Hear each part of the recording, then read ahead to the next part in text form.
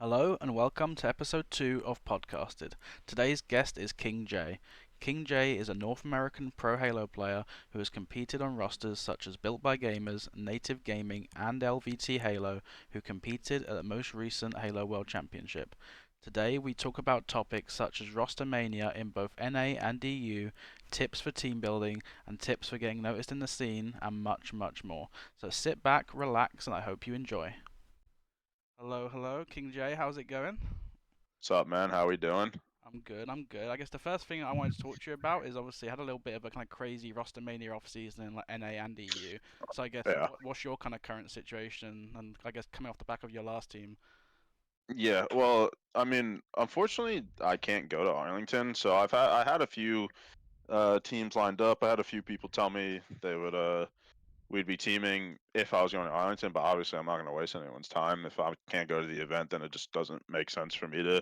really like land on an actual team. So just for these online, because I just want to keep my points relevant, I'm still going to play in the online tournaments, but it's just Yeah. going to be with random pickup teams or people who can't find it, like whatever it is. It's just going to be random pickup teams, and then I'm probably going to skip London as well because it's not going to be like I'm not going to be able to find a team if I don't have points from the first event. Yeah. And then after London, all the points reset, so it'll be kind of easy for me to just kind of slide back into it without missing Yeah, a yeah. beat really there. So the plan is to probably be back for Atlanta and obviously back on an actual team and playing again. So for now, it's just streaming, chilling, playing the online stuff for fun, and that's kind of it.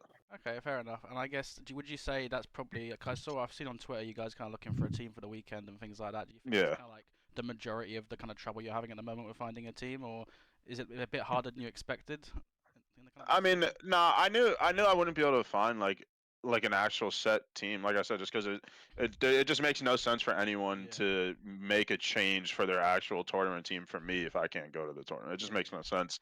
So I mean, I knew it wasn't gonna be easy, and I knew I wouldn't be able to play like. How do I say this without being like rude? Like, not that I'm like playing with people like below my level, because that's like sounds fucked up. But Yeah. everyone that I usually play with or teamed with in the past or would be teaming with now, they're obviously all on regular teams. So Yeah. it just doesn't make sense for me to even bother. Like I've talked to a bunch of them, a bunch of them already told me like if you're going to like if you're going to Arlington, like yeah, we'd play with you 100%. But Yeah, yeah. it is what it is. I'll still throw together. I always find a way. I'll still snake through it with whoever I'm playing with, and we'll be fine. I guess just talking about like the roster mania a little bit, especially in like NA, like is there any like I Yeah. guess teams that have surprised you? There's been like quite a lot of changes. Obviously, I'm thinking kind of Optic with Penguin and APG and Yeah. Shopify roster. Is there any teams in particular where you're a little bit surprised at how they kind of ended up? I want to say I'm surprised because everyone on Shopify is really good, but Shopify's playing like really good. Like I know they've Yeah, won a couple of the LVT things. They're playing really good.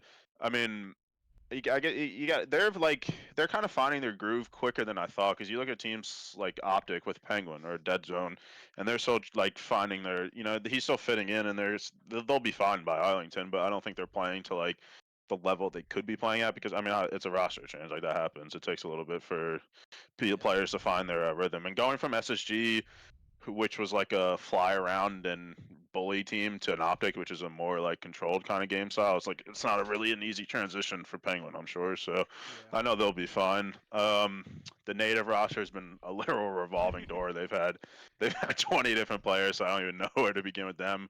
Now they've landed on Barcode, which hopefully goes well and they stay with him, which I'm assuming they will. I mean, the guy just moved back to the country, so I doubt there'll be another change there. That'll be good. And then in the AM scene, there's a couple teams that are doing really good, like Ivanized and Parabola's team. I oh think it's yeah, Ivanized, Parabola, Ezo, Ezo, and Ezo, yeah, Facti. They're yeah, playing really good, and I know they're doing good in the Open, so that's exciting. It's always good to see like teams like make their way up throughout yeah. the rankings and stuff. So Arlington's gonna be fun, especially the Open. I mean, the Opens are always bloodbaths, but I think this one Yeah. it's gonna be really fun. I was talking to Flux the other day, and we were kind of talking about that a little bit about how like I feel like Halo 5 compared to Halo Infinite, like in Halo Infinite, it almost feels like you have to beat pro teams to make it out the open bracket, Yeah, which is kind of insane. Like whereas I feel like Halo 5, you had to just kind of beat amateurs, and then you're in champ bracket. Where yeah, this game is yeah, like we've seen like Shopify down there last season. I think you guys dude. are Yeah, just so stacked. Yeah, the open brackets are literal like hell matches. Like once you get to the last like two or three rounds, like you said, all those players and all those teams you always play later on in the open are like any one of them should be in pool play. Like it's just like pros pool. Like there's no easy bracket. Like there's no easy way into pools at all. Like if you're gonna play someone good no matter what. That's just how it is, and it's fun, but it's also like kind of like I don't know, shitty because like a lot of these teams deserve to be in open, but there's only or in pools. There's only so many spots that someone's getting screwed. A couple teams are not going to make it who should realistically make it, but Yeah. that's just is how it is, I So guess. there's Like definitely. we had a crazy open bracket at at the last Arlington. We had a really crazy one where we play like ascending baseline. We play I don't know. We play like a bunch of like really like our last 3 rounds were all against teams that were like quote unquote pro, and it's like holy shit, dude. Like it's so brutal down there. Yeah, I was gonna say two teams. I guess there's a few teams I was interested in asking about, but I'll just focus on I guess the main two that I'm interested in is obviously Legend going to SSG in place of Yeah. Penguin, and then kind of I guess off the back of that, Penguin going to Optic. I guess first of all, like, what's your opinion on I guess SSG making that change, kind of losing Dead Zone as it and kind of choosing Legend? Do you think that's a kind of Yeah. a risky choice, or do you think it's a smart choice? I mean, it is risky, but I see what they're trying to do. I mean, it's hard to keep up with FaZe's firepower because like you look at FaZe and every one of those players could is MVP caliber. Like you doesn't there's not a single weak spot on that team.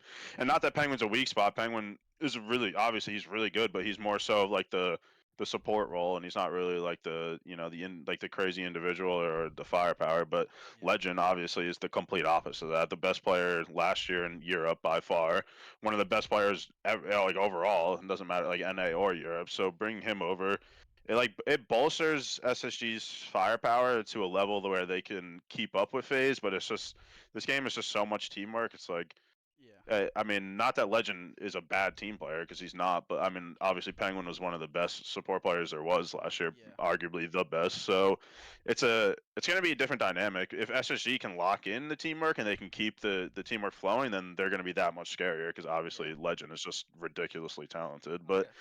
Yeah, we'll just have to wait and find out. That's another team that might take a little bit to fall into place, like I said. Especially, I mean, I know Legend. I don't think there's any language barriers because Legend has really good English. I'm pretty sure, so that shouldn't be yeah, an issue. But it's just such completely different play styles from Penguin to Legend. Like it's yeah. two opposite side of the spectrum, literally.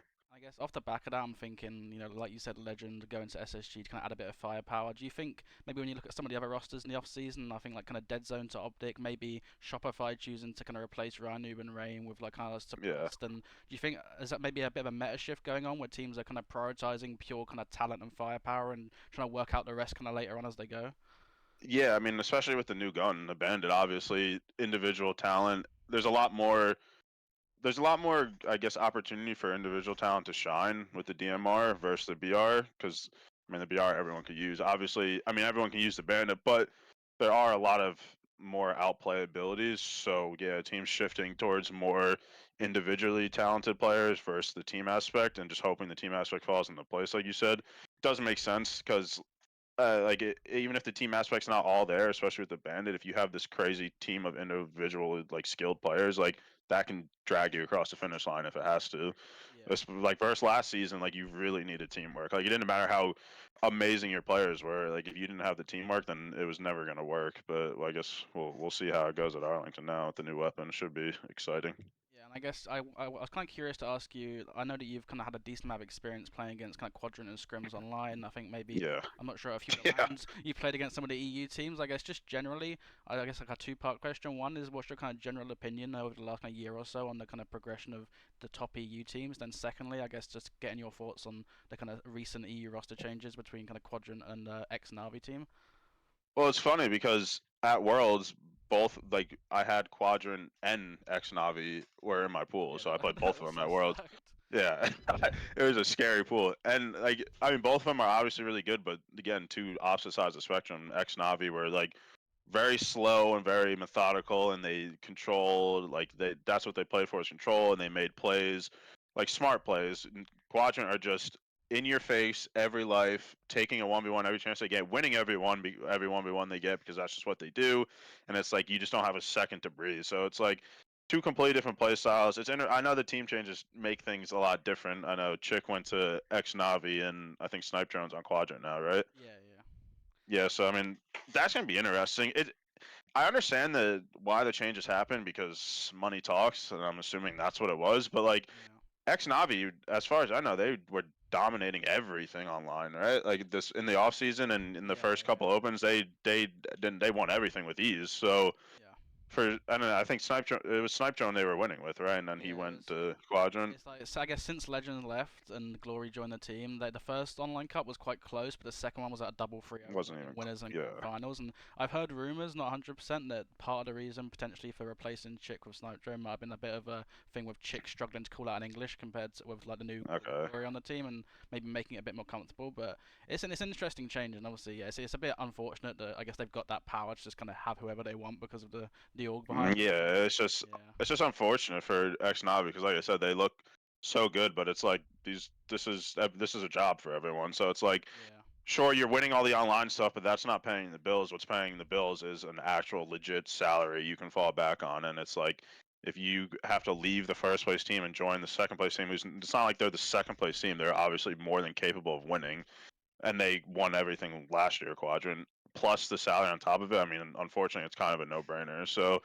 it's just unlucky that's how the scene is right now. Because I mean, it kind of sucks because ex Navi with Snipe Drone obviously looked really good, but I mean, you can't blame Snipe Drone for doing what he has to do what's best for him, and yeah. you need to make money. Like I said, this is people's jobs and livelihood. So when Quadrant come knocking, and like you said, Quadrant have such a big backing and they're very popular and they have celebrities on board and they can offer actual money. It's like you can't say no to that. So Yeah, no, exactly. And I guess I kind of want to, I guess, think back a little bit and kind of learn about, I guess, how you kind of got into competitive Halo. What was like your first serious kind of go at kind of trying to become pro or go yeah. pro? Well, I grew up. I mean, I always played Halo. I usually just played Halo for fun. I never actually like took it serious. I played Call of Duty my whole life. That's where I competed. I competed in Call of Duty. I won tournament, a bunch of online stuff. That's really where I like all the competitive stuff came from. But with esports, it's funny because it's like I mean, a lot of people know it, but it doesn't like you obviously have to be very good to make it to quote unquote pro, but that's not the only thing you need. It's all about connections and knowing the right people Yeah, and like just being able to get your name out there so people can see you're actually good enough to compete. Because I can promise you, especially in Call of Duty, like I guarantee there's hundreds of people that are good enough to be there, but it's just impossible. Like you just never you never see their name anywhere. So I grew up like Snakebite, obviously one of the best Halo players ever. Me and him grew up together. We went to the right. same middle school. We went to the same high school. We were best friends forever.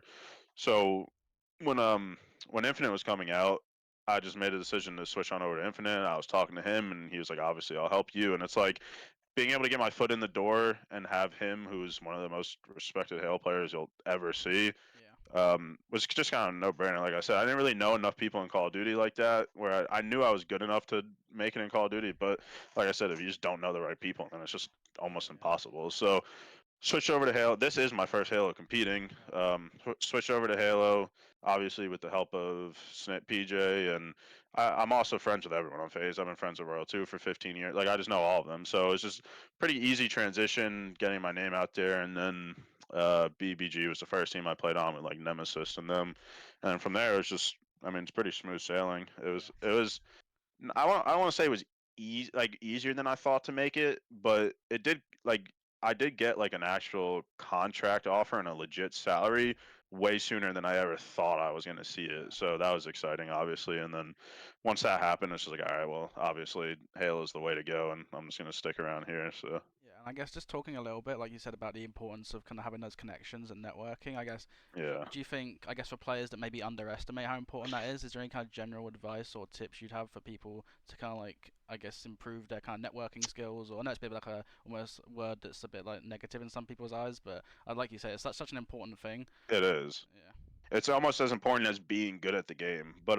one thing I would say is don't burn bridges, especially when you're trying to get your name out there. Burning bridges is the worst thing you can do. Like, I mean, without saying names, like I've had people early on, like 2 years ago, we'd had like a falling out, and then like now it's when it's time, like when I'm looking for a team or I had like an org behind me, and they're reaching out to me, it's I'm just ignoring them because yeah, like again because the bridge is burned, and like it's not. I'm not saying you have to fucking like you know ride somebody to the top or like you have to Yeah. whatever. You should still be your own person, speak your own mind. But it's very easy to avoid burning bridges with people when you don't have to, when it's like super unnecessary.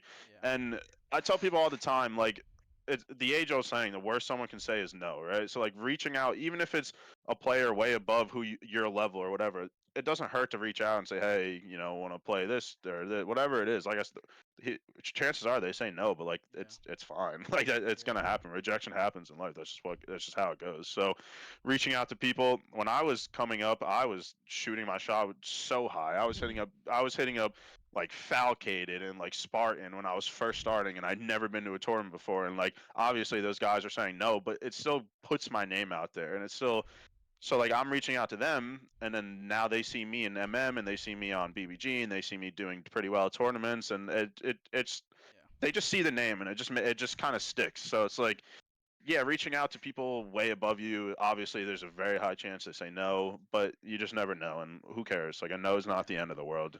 If anything, you just use it as motivation and just keep Yeah. grinding. So And something I was interested, because I think it was Zuma make this point in Call of Duty about he thinks that one of the most important things in getting noticed is kind of streaming, because he was saying like oh, you 100%. can look at like Halo Data Hive and see a guy went plus like 10 with a million damage, but when you actually see their point of view and like Yeah. how good they look, do you think that's something maybe amateur players are kind of underestimating maybe? Yeah, I mean that's a good question because that's what I did was before I was even on a pro team, I was streaming. And again, like you said, it's just for people to be able to sit there and actually watch you, and because everyone, like you said, you can see the stats all day, but if you're not actually sitting there watching how those stats are coming to, then who Yeah. really cares? So streaming is really big, and it's just especially in Halo because there's not that many like players, like especially pro players. So if you're a high level competitive player and you're streaming, everyone knows everyone, especially in Halo. Like Yeah. no matter high of a level you are, low of you level, I can promise you I've seen your gamer tag before. And there's like you said, there's 100 times where I'm just scrolling Twitch and because I like to watch Halo, obviously when I'm not playing, and I'll just see a random name I've seen in MM before, and I'll just click on a stream and just start watching because it's Yeah. familiar to me. So streaming is huge, and again, I mean, you can't get discouraged with streaming. It's very hard to make streaming a thing. Like chances are you're going to stream for a while and have almost no viewers, but still, it people notice. Like people do notice whether you believe it or not. I mean, I can speak firsthand. I notice people streaming all the time. Like I said, that Yeah. I see in MM or see in tournaments or whatever it is. And that's not me saying like. Uh, Lucid is going to see your stream and ask you if you want to join Optic, but like it Yeah. doesn't hurt to just get your name out as much as possible any way you can. There's literally nothing bad comes of it. Yeah. Especially like if you're playing that much anyways, what's the harm in just turning your stream on? Like you never Yeah. know. So And I guess I was curious in terms of when we were talking about some of the roster mania and team building things. Obviously, you've kind of had a few different rosters now throughout Infinite, and I was yeah. curious, I guess, from your kind of start of your pro career in Infinite to now. I guess what have you learned in terms of your kind of philosophy in team building and what kind of players you look out for? And is there anything you maybe learned along the way that's gonna kind of inform your decisions a little bit differently for like your future teams? Yeah. So um building chemistry is probably the most important thing. You see it all the time, especially in the M scene. After every single open, you'll see FA, you'll see need one for next. Just like everyone just playing musical chairs, and it's like Yeah. if you're starting from square one every week, your results are going to be the same. Like there's no such thing as instant success. Especially in a game that's so heavily based on teamwork, like finding four people that you get along with, not only in game but out of game, is really important too, and sticking with that for and building chemistry and building teamwork and building up to it. I promise you, like slow and steady wins the race. Like building up and going for it in the long run is better than just hopping from team to team to team to team, Yeah. starting from square one every week. And then it's like that's what a lot of these players do all the time. And I mean, I kind of took that to heart too because I when I was like really heavily competing and going all the tournaments and stuff. I was on a handful of rosters max. Like Yeah. I hated making team changes. I never made team changes unless it was absolutely necessary or had to happen. And I mean, I think it worked out pretty well for me. Obviously, making worlds last year with Yeah. it's just chemistry is such an important thing that I don't think a lot of people look at. A lot of people just want to hop from team to team and hope it's instant success, and like that's just not possible in a game like this where Yeah. teamwork kind of dominates all. But Yeah, and I guess on the back of that is, I guess in terms of when you have to make team changes, is it like kind yeah. of lines that get crossed in terms, I guess, personality clashes, or is it like a thing where like this guy's going nega million every scrim and, not, and getting 20,000 less damage than the rest of us, or do you still kind of try keep it to a point where like you stick with someone throughout like a lot of these kind of things? Yeah, I mean, me personally, like I'm never one to look at stats and be like, oh, you gotta go. Like, Yeah, yeah, especially if it's like, I mean, if it's a glaring issue and it's not going away after like months and months, okay, like obviously like something's gotta give. But yeah, for me, like the very few changes I've been involved in, I would say probably all of them boil down to either someone butting heads with someone on the team and attitudes clashing to the point where it's just not fixable and it's like getting toxic to yeah, like it affects everyone. Like I mean, I don't want to like throw people under the bus, but with my team made a change right before Worlds where we replaced a player for another player right before Worlds, and it was because just two of them couldn't get along. Every scrim they're fighting, their arguments are turning personal, like turning to shit outside of the game, and it's just ruining the vibe for everyone. And it's yeah, like something just has to give there. And it's like it's not that I want to make a change, but like I have to. Like it's like you kind of force my hand there. Where like I like player A, I like player B, I like playing with them, but player A and player B cannot play with each other. So it's like yeah, something's got to give. Like it has to go, or else this team's just gonna go to shit. So it's like for me, like I said, I'd rather sit there and go through the hard times and build chemistry and come out on top, and only make a change if I absolutely like I said in that situation, like it just had to, someone was get like I had player B literally come to me and say if it's me or him, like either I'm gone, I don't care about Worlds, I don't care about this team, it's not worth it. I'm gone, or it's him, and it's like at that point, like I have no choice. Like something's got to go. So yeah, yeah, so I mean that's just me personally. I mean some people might just see someone play bad and drop them or whatever. I think that's pretty stupid, but yeah. that's just me personally. And I guess once you've kind of got your team sorted and you're at that point where like, okay, we're looking to like grind now, improve, work our way up the ladder. Like, Yeah. is there any like things you do or kind of mentalities you have in terms of having making sure your practice is like productive and like I guess things you're focusing on? Like, are you getting focus? Are you doing like kind of regular VOD review? Are you Yeah. kind of allocating like this guy's the guy who's kind of leading the strategy talks like a Rhino or something, or is it a bit more like everyone kind of mixes in? Oh, I mean, VOD review is big. Doing VOD review often is really important because it's the best way to fix stuff is being able to like take a step outside the game and kind of just look at everything from a whole.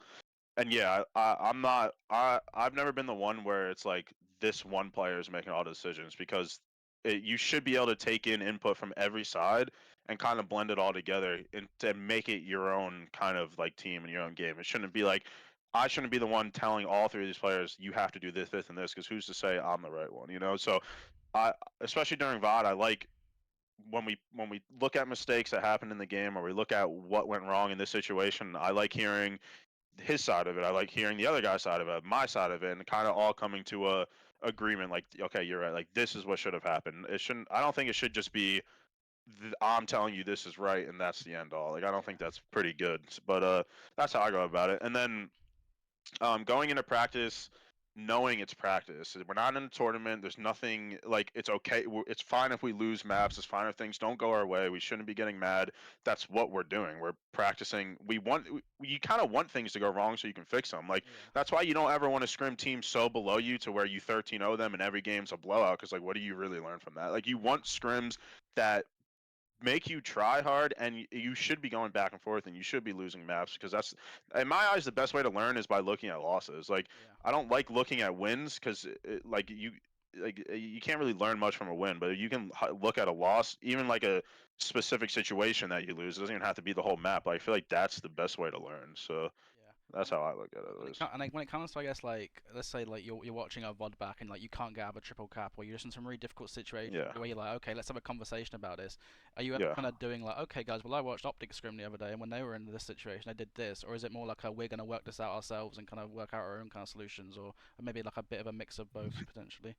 Yeah, so I mean, again, just me personally, not saying for everyone, but the teams I've been on, we for very specific situations, we will go back and watch, like you said, an optic or a phase or an SSG, but we won't do like we'll just take bits and pieces from other teams. We're not going to copy it step for step because Yeah, I'm not lucid. My teammates not like we don't have the same play style, so we can't play the exact same and yeah, expect the same results.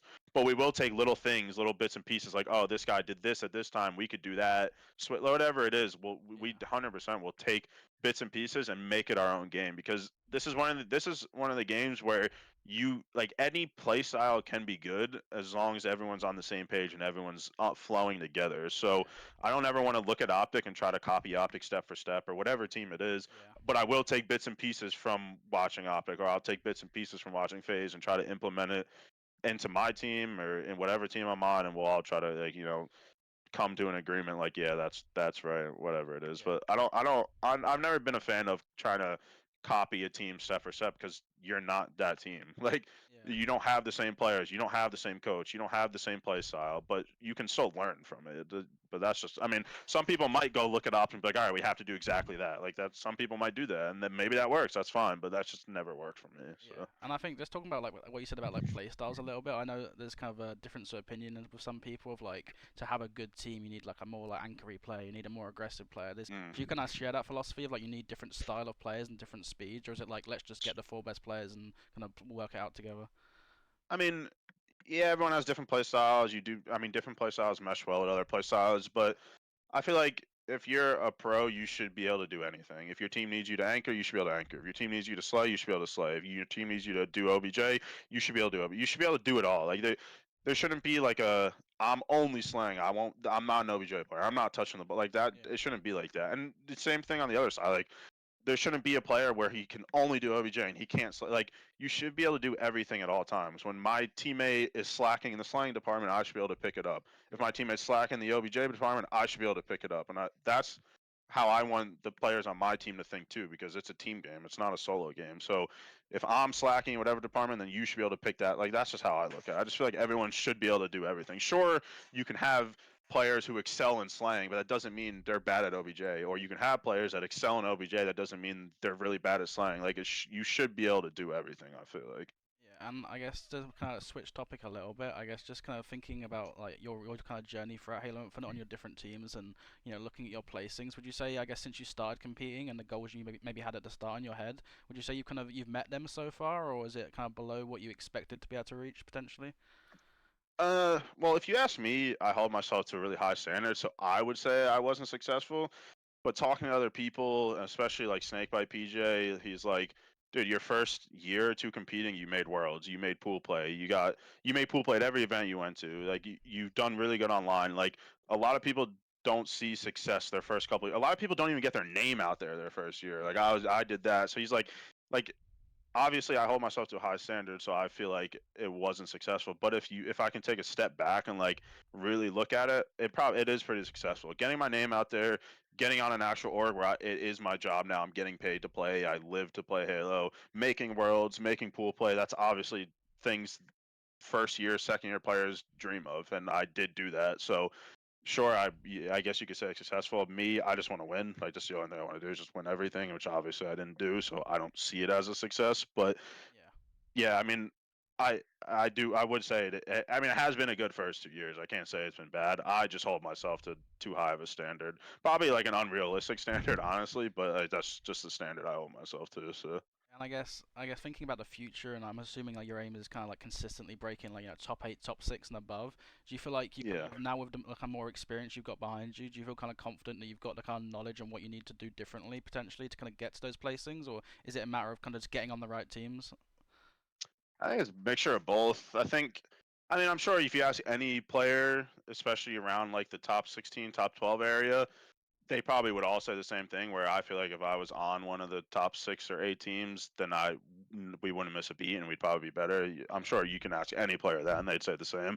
So like, yeah, I do feel like that, but I'm also the same way. Where I know it's not realistic where a top 4 or top 6 team is gonna come ask me if I want to join them because what have I done to prove like I deserve that? So I mean, yeah, like being around the players I'm with and grinding it out. I mean, this year, unfortunately, I'm not gonna be able to go to the first 2 events, so like I'm kind of missing half the year. So I mean, this year might be a chalk for me, anyways. We'll see. But yeah, hanging around the top 12, top 8 would be ideal. Obviously, breaking it even farther into that would be awesome. Whether that's gonna happen or not, I guess we'll have to wait and see. Hopefully, but we'll see. And I guess just to kind of talk about you as a kind of as a player, like what would you say maybe compared to other players are your kind of main like standout I guess strengths for the most part, and like what you bring to a team compared to maybe other players? I'm a very aggressive player, that's for sure. I like being in the fights. I like the 1v1s, and I like especially bringing the energy on land, shit talking, screaming. Obviously, all in good fun, nothing like actual hurtful or serious. But like that's kind of the player I am. I like to especially when it comes to practice, I don't like to take it. Obviously, I'm taking it serious, but I'm not taking it serious to the point where people are getting mad or heated. I like to try to make people laugh and be funny and just like break the ice a little bit. But yeah, like in game, very aggressive, very um, if there's if I'm in a fight and there's a way to avoid it, I'm probably not avoiding it. I'm probably taking the fight anyways, which it could probably be my downfall a lot of the times, but that's just how I am, and that's just how I've always been. So Yeah. tuning that down a little bit might help, but we'll see. I don't know. You just reminded me. I think it was. I remember when I think Jailings it was, way in America, and I think they Mm, were playing you guys in the open bracket, and someone of the EE players yeah, was like streaming it on their phone, and you guys were just going back and forth shouting at each other. I think you guys won the yeah. game 5, and you all just went crazy Yeah, at the we end of did. it. Yeah. Yeah, I remember that. We had a lot of battles with Jailings, actually. We played them a lot of times at other events. Yeah. But again, all in good fun. I loved all the guys on J-Langs. It's just it's fun being, especially in the open. It's fun being in that atmosphere, screaming across monitor each other. Obviously, it's a lot better if you win, which we did. So haha. But yeah, I think that J-Langs game was crazy actually because it was a game 5 and they were winning by like 15 kills and we came back and Oh the wow. clip came back. I just saw the clip on Twitter the other day actually, which might be where you saw that too. And yeah, we like stood up screaming everything, but I mean that's just what happens in open. Yeah. Everyone does that. I So think Baxter was coaching them, and he's like known for his like shit talking interviews. So yeah, it's like the best coach you can have. Like, that's what it was. That's what got it started. Baxter, after the game 4, Baxter looked at me and said, "Are you ever gonna hit a shot?" And that pissed me off. So after we won the game 5, I'm like, dude, if you like, I don't. If a player shit talks me, that's fine. Like, yeah, you're in the game. You're going to like. I'm not taking shit from a coach, so that's what fired me up. And then we shit on him in the game 5, and I was going crazy, especially at him. But I mean, like I said, it's all love. It's not actual like hate or anything like yeah, that. But I feel like some players there's always that kind of I guess thing of people talking about if you shit talk Snipe down he gets more locked in and then yeah, maybe there's other players where it kind of goes the other way. So do you think hundred it's kind percent. of like a risky thing almost to shit talk because you could just It be is. enabling It is. someone. Some people feed off it. Some people don't like it. Some people crash under the pressure. So, yeah, like you said, you never know. It's risky. Like, I mean, I know from playing with certain people how they react to it. So, like, Yeah, I'll use that to my advantage. Like, we played. I think it was. I don't know if it was Salt Lake City or Arlington. We played Cloud9 at the time, and I knew one of the players on Cloud9 because I've teamed with them in the past. When they get shit, when someone's screaming at them, they don't play their best. So as I told my team, I was like, dude, the second we load into the game, every kill, scream as loud as you can. And we 3-0'd them in maybe less than 30 minutes, and it was the easiest series of the tournament. And we were just screaming nonstop. Just like some people react differently. I feed off of it. When my teammates are screaming, when someone's screaming at me, it fires me up to prove them wrong. Like, so yeah. I like it. Some people don't, but I love it. So I kind of like to ask as well about I guess what would you say one of your like I guess one or two of your like biggest highlights or like proudest moments were in Infinite? I think I could be remembering this wrong, but didn't you guys beat was it SSG at one yeah, point in one of the events in pool play? I guess what was that like when you kind of beat one of yeah. the best teams in the game? So it's so funny because I don't think people realize this. So that event was the event to go to Worlds. If you got top 8, you auto qualify for Worlds, or you could qualify for Worlds through points. So our situation going into that tournament was as long as Navi didn't get top 8, we were going to Worlds. So we obviously, as long as Navi got top 12, like top 12 or worse, we were going to Worlds, which is obviously all we wanted. Yeah, So at the time, um, loading in versus SSG, that series meant nothing for us. So win or lose, it didn't change our outcome in the pool play whatsoever. But if we beat SSG, that gave Navi first in that pool. If we lost SSG, SSG were first in the pool. So obviously, if you're first in the pool, you have a way easier yeah, like yeah. bracket to top 8.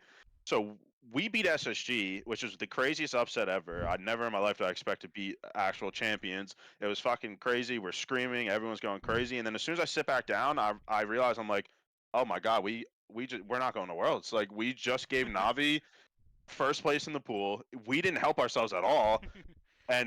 But thank God Navi lost their first round and then lost their second round in losers and they got top 12. So we ended up going to Worlds anyways, thank God. That was But insane. yeah, that it was crazy because the craziest win I've ever been a part of, the craziest upset, almost was the reason we didn't go to Worlds. So it was a kind of a weird, bittersweet feeling. Yeah, Ended up working out, so now I can look back on it and be like, all right, that's definitely the highlight. That was a crazy that dude. Going game 5, we went game 5, 50-48 versus them, and it oh was yeah, that it was was the Solitude, craziest right? I series think ever. yeah, Yeah, that was Solitude, crazy. and we were winning the whole game by 10 kills. Like from the start all the way to the end, we were winning by 10 kills, and then as soon as we got to like 48, we went like 4 dead twice in a row without getting a trade, and I'm like, no fucking, like we're choking, and thank God we locked it in and won. But yeah, that was probably the highlight for sure. Would you say was there anything maybe you took from that where you're like, okay, now I know we've kind of got what it takes to hang at the highest level. We just kind of play our game, Yeah, turn that up.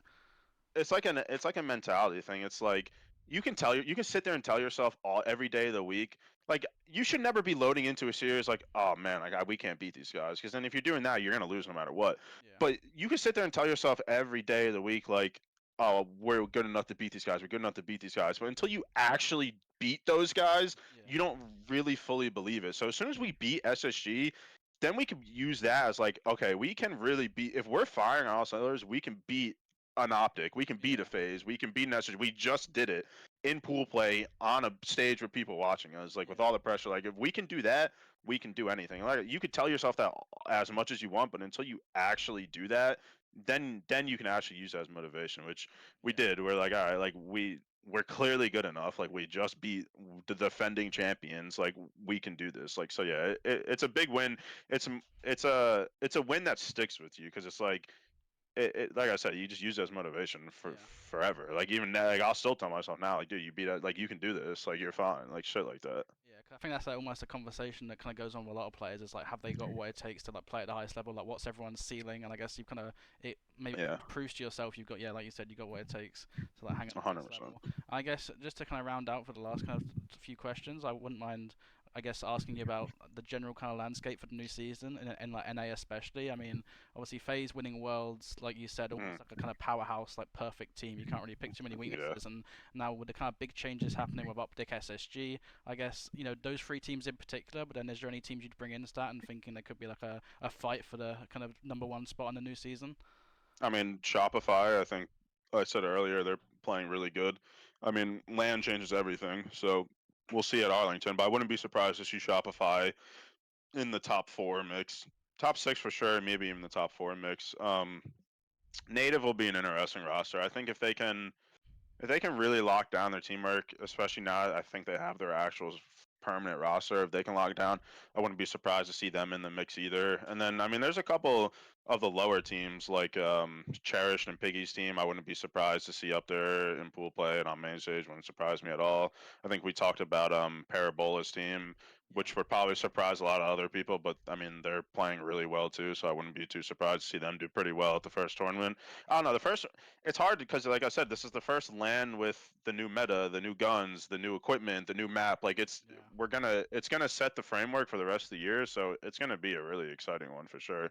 And I yeah. wouldn't be surprised to see SSG win. Obviously, I wouldn't be surprised to see FaZe or Optic win like that. Like truly anyone can win. So Yeah, I was kind of surprised about. I'm not sure what the team name. I think it's business technically at the moment. The kind of Towlek oh yeah, that's team. Sab's Yeah, team. and I was thinking obviously that kind of long-standing native team with kind of Druck and Manny and Yeah, Soul Snipe, and them getting third multiple times. I think they yeah. got third in the worlds as well. Like, was you surprised that that team broke up and the kind of choices they've all made and kind of making their own Yeah, moves?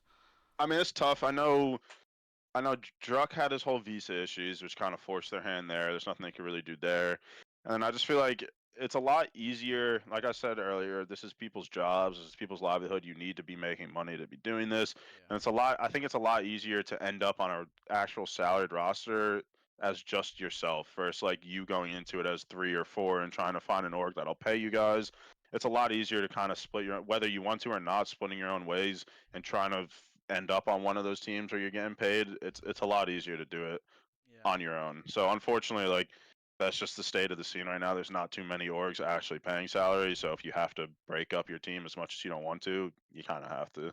Yeah, and also I was just curious, and I guess on the whole, I guess new Rhino team with complexity. I mean, I feel like for Yeah. me personally, I've always enjoyed watching kind of Rhino's like teams because it almost feels like they play the game such a unique way.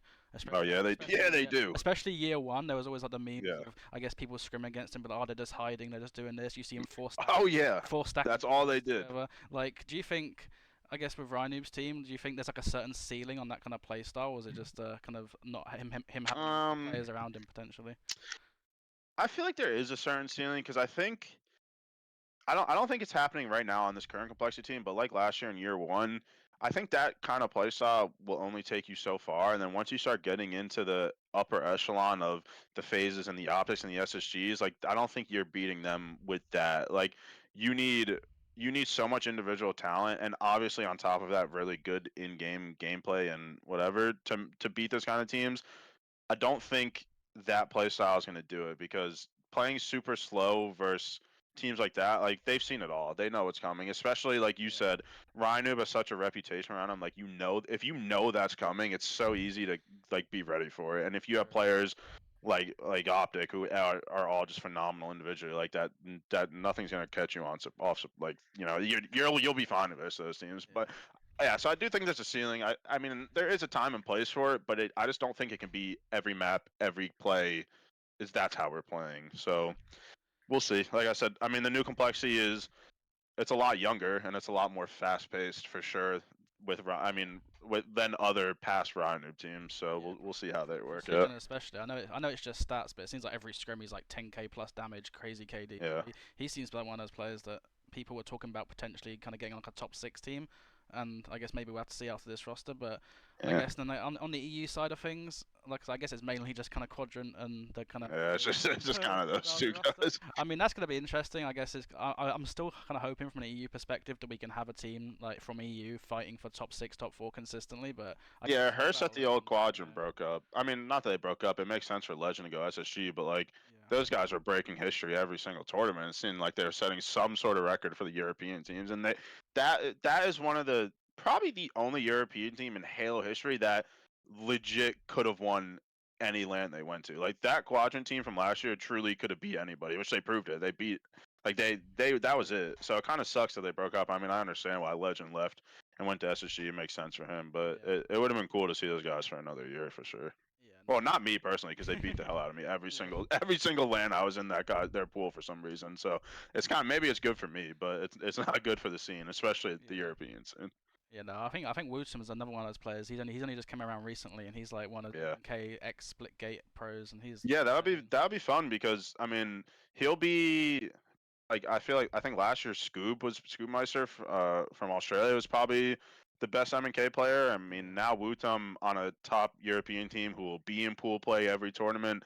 It'll be fun to see how he can use the MK to his advantage. I'm big on MK. I play Counter Strike for half my life, so yeah, I love MK. So I would love to see Wutum go crazy with it, but I guess we'll see. yeah. No, he's gonna be a beast, and yeah, I'm hoping we can get top eight again, and the kind of in at least two EU teams top eight would be nice. So I guess just Yeah. to kind of close out, as I know you got scrims soon. I guess Yep. next few months, like you say, just kind of focusing on getting a few makeshifts going. I guess just Yep. kind of keeping your points up for the scene and Yeah, just that. trying to keep my points somewhat relevant. Is there any? I guess it could be a bit of an awkward question because they could already be on teams. But is there any players that you've kind of teamed with already, or people that you're looking at that you think could be good for a potential team for when you're available to kind of go to events again? I mean, I've already had, without saying names, I don't want to ruin Yeah. any chemistry, but I've already had two or three teams tell me that, like, when I'm ready to go, like, I can have a spot. So, I mean, again, I'm not gonna say Yeah, which yeah. teams or which players, but yeah, we'll see. We'll see. I'll just keep it down. We'll see. I'm excited for it too. Yeah, no, I'm excited to see you back in action. Like I say, thank you again for coming on Appreciate it. today. Of course, I appreciate anytime, your anytime. time, and Of good course. luck in your scrims. What's your team for your scrim today, by the way? Out of interest. Well, for the scrims today and the tournament tomorrow, it'll be me, old teammate Nemesis from the BBG Oh, days, Avenue and Tony Two Turn oh, back in the scene. nice one. That's a stack team. I like it. I like it. Yeah, we'll see. Like, you can't, guy for a last minute makeshift team, you can't really be mad at that. Yeah, that's a pretty stacked team. That's not too bad. Yeah, Like I say, well, thank you again. Good luck in the of scrims. course. Good luck on Saturday and Sunday. I guess it is for the HGS and the NA. Yep. And yeah, I will see you guys again next time. Thank Appreciate you. it, man. Thank you.